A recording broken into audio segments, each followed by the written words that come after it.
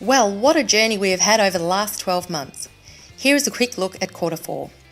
We had a very successful Westpac Agribusiness Verandah Day with great support from Susan Bauer and Stephen Badgery and our local community.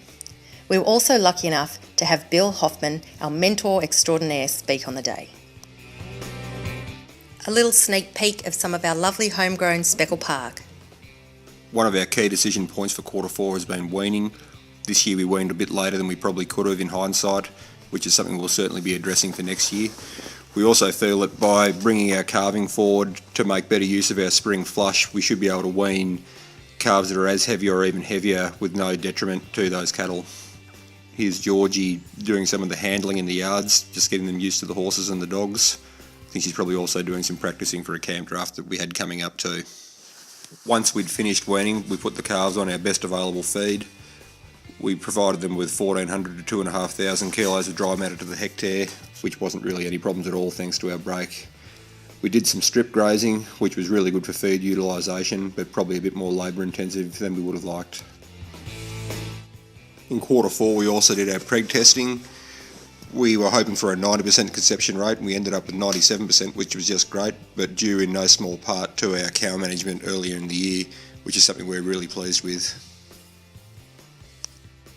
We've also been doing some more fencing this quarter. We've completed a new laneway through part of the farm and have been also working on our subdivisional fencing.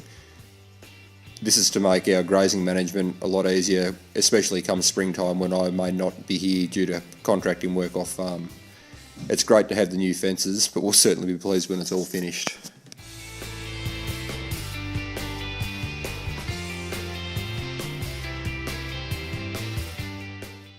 Our visit from Sam this quarter was really positive.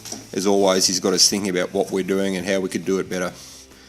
It was also really good to show Peter and Jane around our property and to give them a bit more of an insight as to how we found the challenge. Well, that wraps up quarter 4 and also says the end of the first MLA challenge. We'd like to thank everybody who's made the challenge possible and supported us so much along the way. Whilst the MLA challenge may be over, our journey is still continuing.